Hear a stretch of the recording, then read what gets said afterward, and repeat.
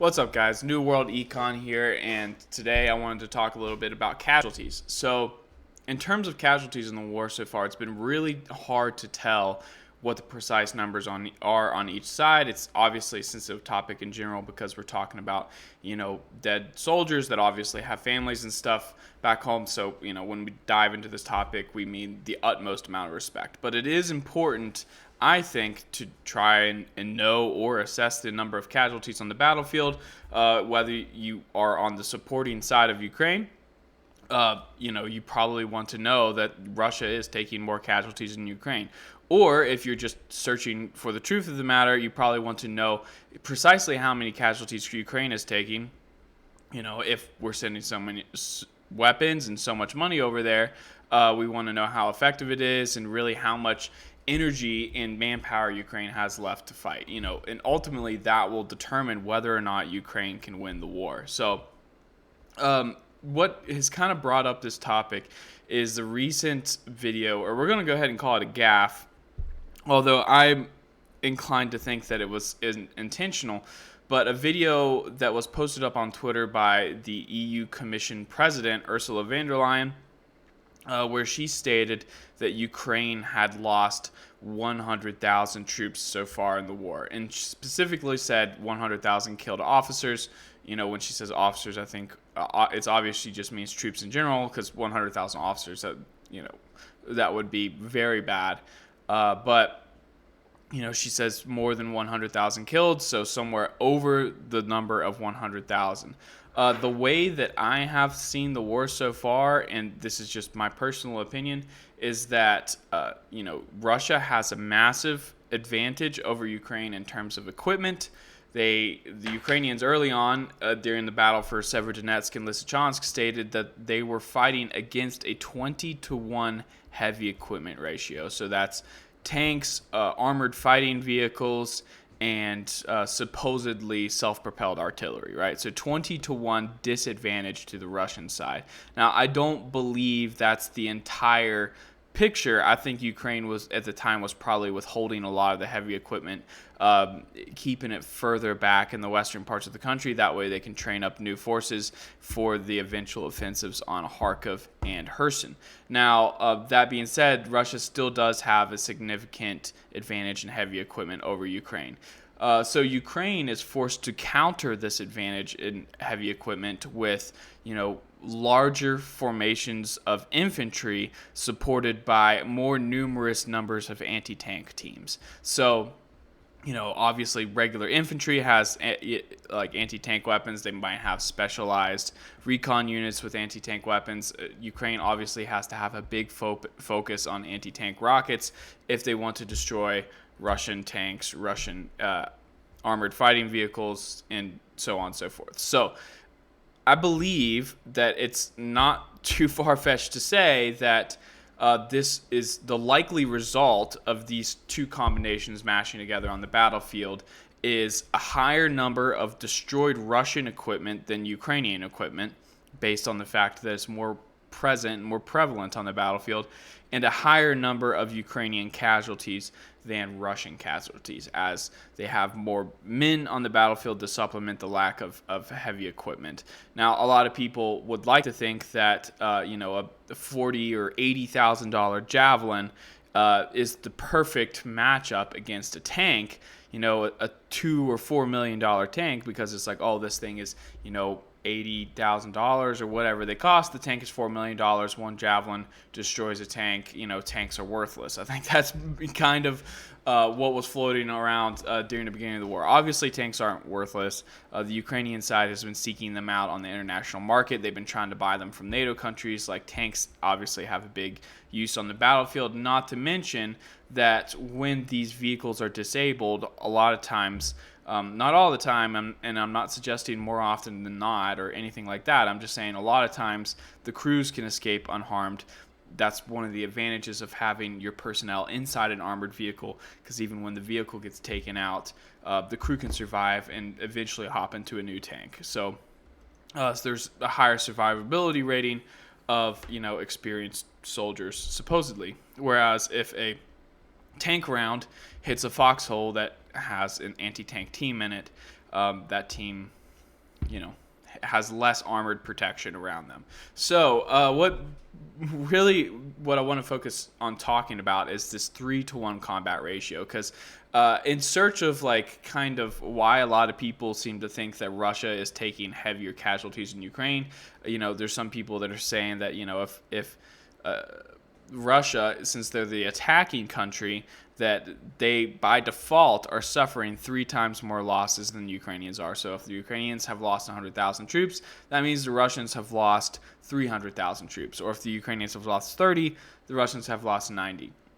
So I did a little bit of polling around on my Telegram, and then as well as YouTube, to see what you guys really thought about it.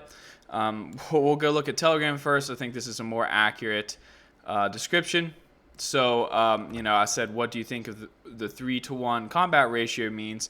13% of those of you that responded on Telegram, this is only out of 100, so this isn't a very big sample size, but 13% says during the battle, the attacking side takes 3 casualties to every 1 defender.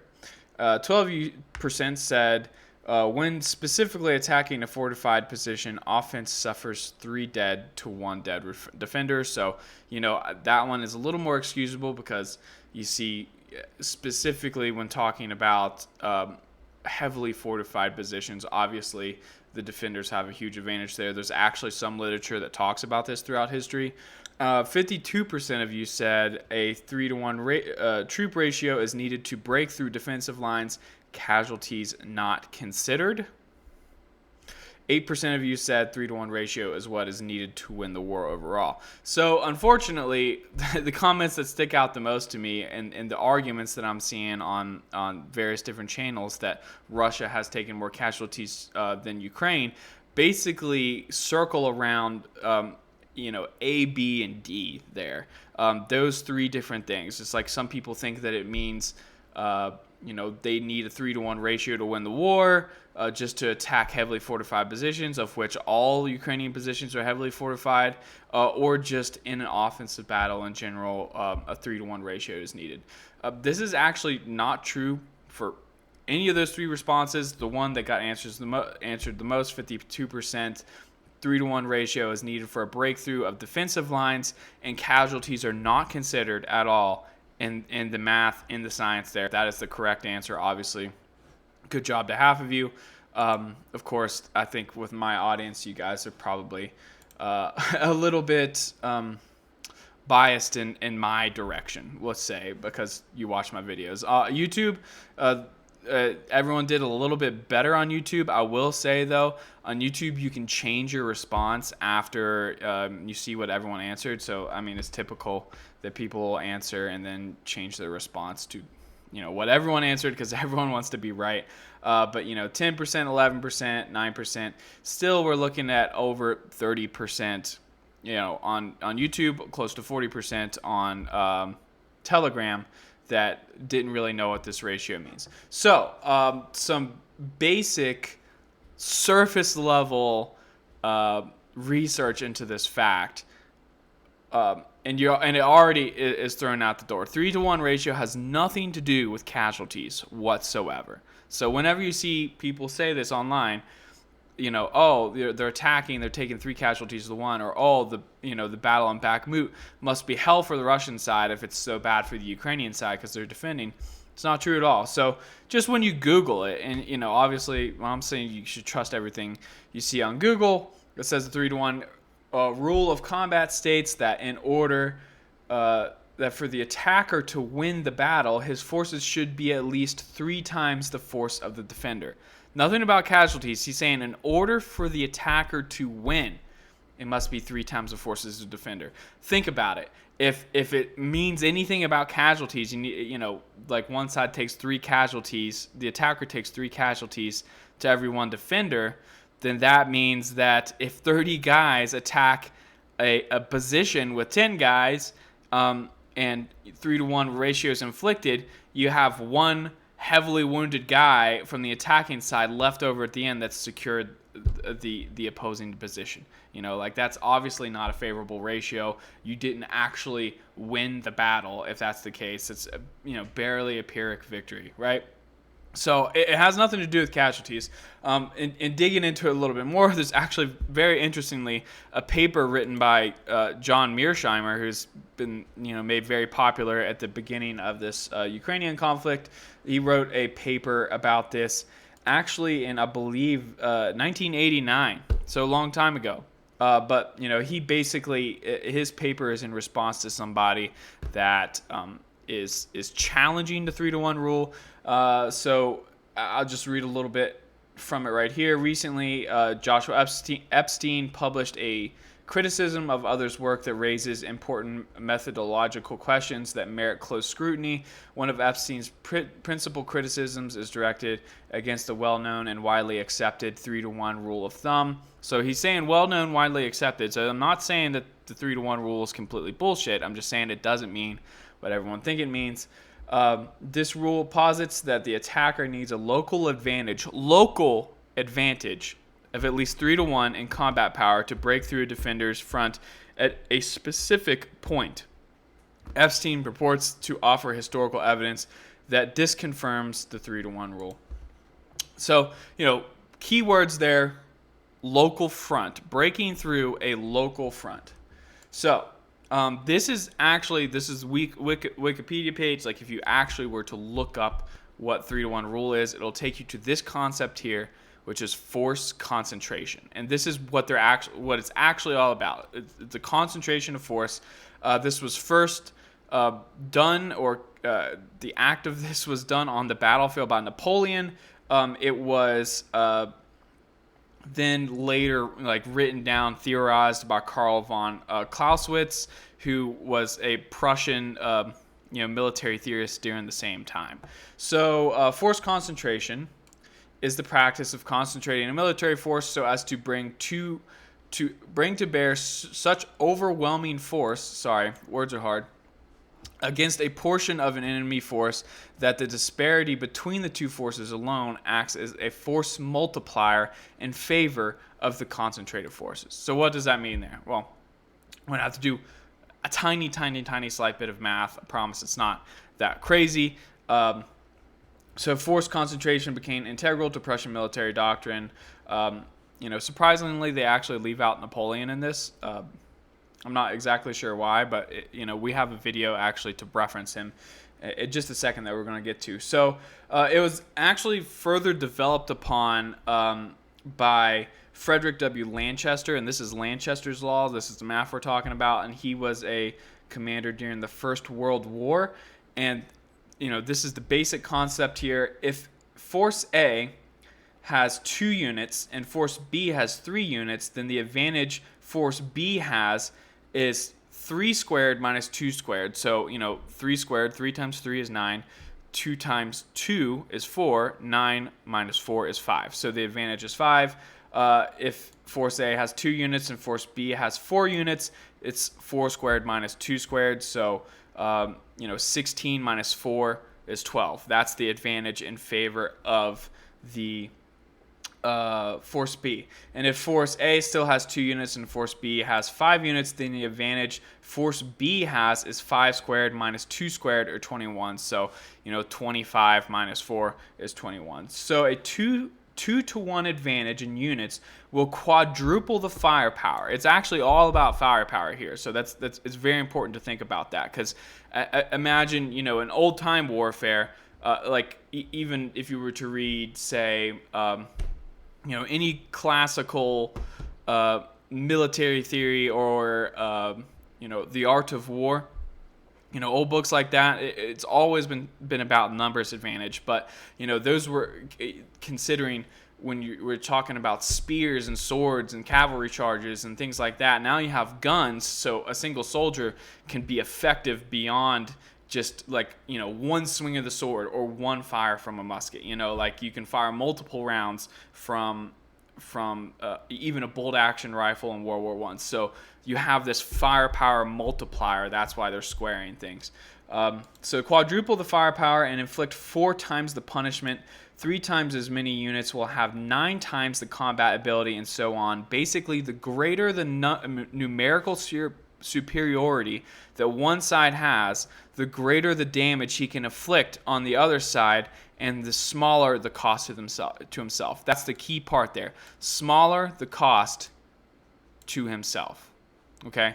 So, already from the beginning here, you're starting to see a picture where it's completely possible, that the Russians, which have a clear firepower advantage, remember, it was alleged at one point a 20-to-1 advantage in equipment, probably not quite that, but I would say at least a 10-to-1 advantage in equipment now that all this Western equipment has showed up in Ukraine.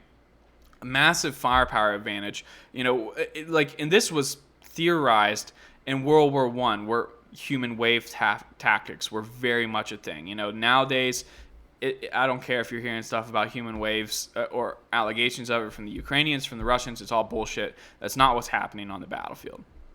So, real quick, to show you basically how does a smaller force defeat a larger force.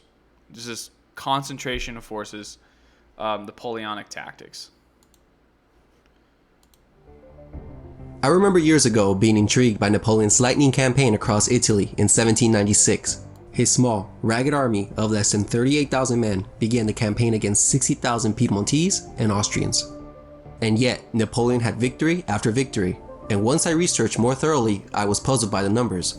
For example, at the Battle of Mondovi, he outnumbered the Piedmontese. And at the Battle of Castiglione, he also had more men on the field than the Austrians. How was he able to pull this off? I thought he was the one outnumbered.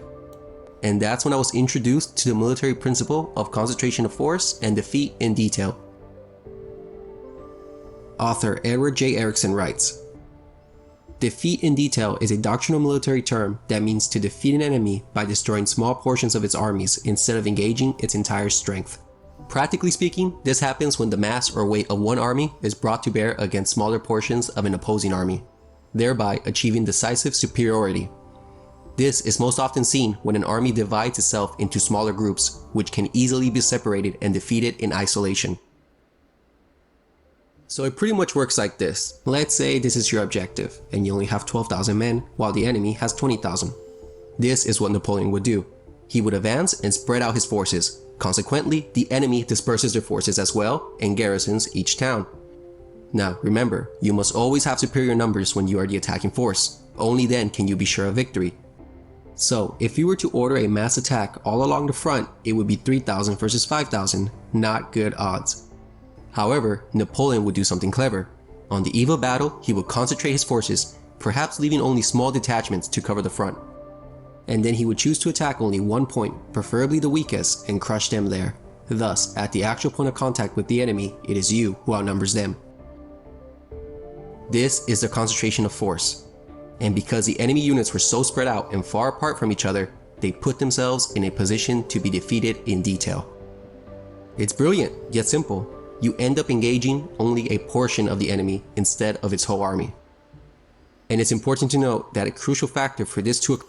Alright, so, important to notice there, when the concentrated force goes up against the other force, he doesn't reduce the manpower, because often in situations like that, the attacking side takes very, very little casualties. Like when the defending side is completely outnumbered, not in fortified fixed positions like that, they show up on the battlefield and they're facing off against double the enemy.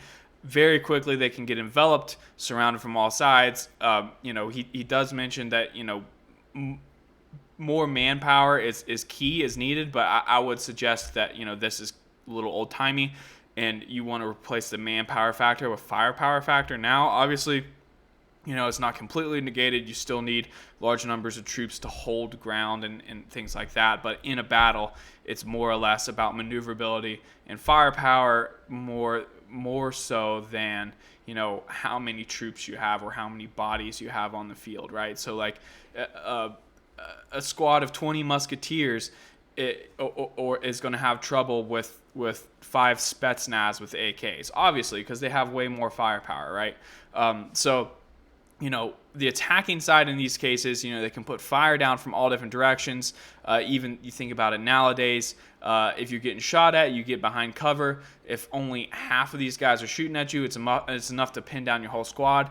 the other half of those guys can move around you and flank you and get you from the sides. And it's I'm sure it happens on the battlefield all the time for either side, where they outnumber the other in terms of firepower. They can pin them down and they can destroy them without taking any losses. So what I'm really trying to hammer home here is this concentration of force ratio has nothing to do with casualties. Just because one side, the defending side, is faring poorly on the battlefield, doesn't mean the offensive side is also faring poorly. All right, so a couple quick historical examples. First off, Battle of the Bulge. We're gonna look here. Is a huge battle that took place in World War II towards the end of the war. It was basically Hitler's last hurrah on the German Western Front, I guess you could say.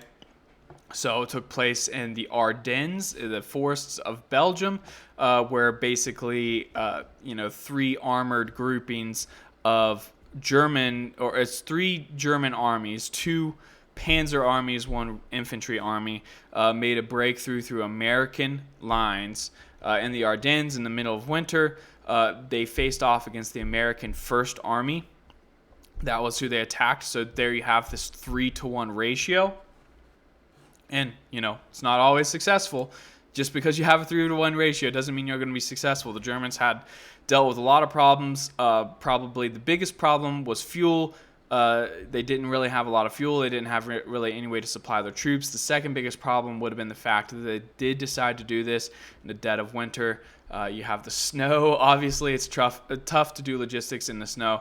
And the third and most heroic and well-known factor was the 101st Airborne's absolutely epic defense of Bastogne, which was the town in the area that basically controlled logistics. They were completely surrounded for over a month, didn't give up the land to the Germans. So looking at this right here, I apologize, you can't really see it on my screen. Let's see if I can adjust it here.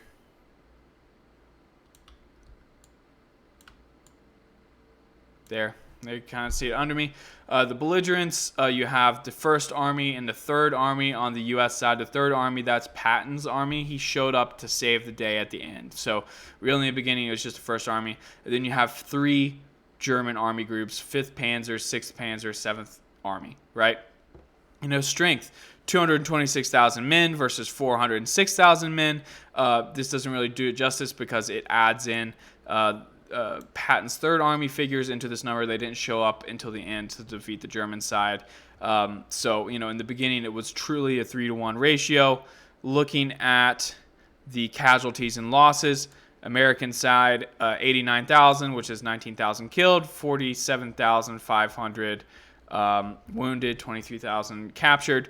With the German side, it isn't specific, but it says somewhere between 63 and 98,000. Isn't that weird? You have the attacking side that even lost the battle. They lost the battle and still took basically the same amount of casualties as the defending side.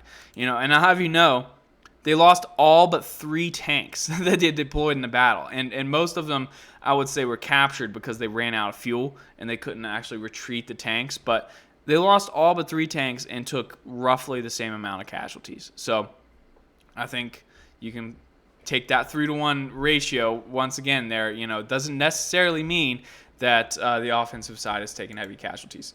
An even better old-time example of, these ratios and in situations where they might not work, Battle of Gettysburg, right?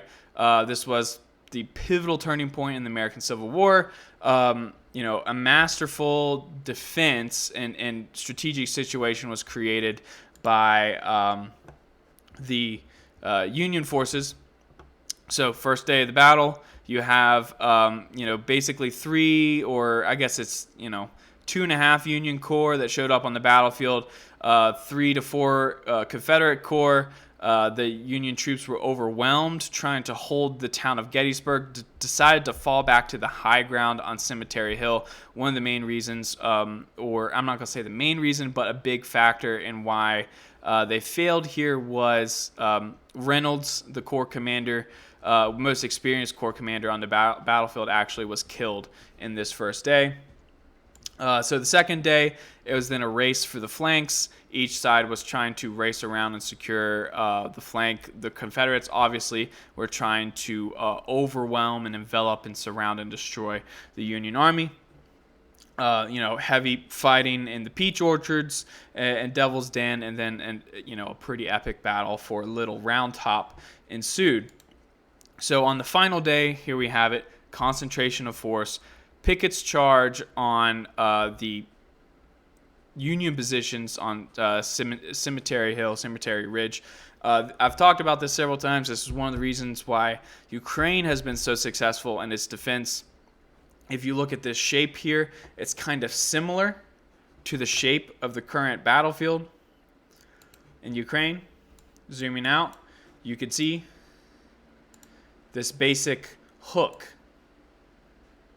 See how it's a hook that comes around. Ukraine, the inner workings of Ukraine is one big hook, right? So that allows them, wherever Russia decides to attack, from a central point, like say Kremenchuk, if they have like an extra brigade, they can distribute that to anywhere on the front line. And the Russians, if they want to move, say, troops from Gomel, they have to go all the way around, Very long logistics tail, very tough to move troops around. The power or the force that's on the inside is always going to fare better in terms of mobility here. So that's basically what happened. The Union forces were very well positioned in order to concentrate their troops wherever they were needed. Ultimately, Pickett's charge failed dramatically. Heavy losses on the Confederate side. So, the main thing here, what we're talking about, once again, we're looking at numbers, right? Numbers. So, the Confederates were the attacking force. They were the ones attacking the Union troops.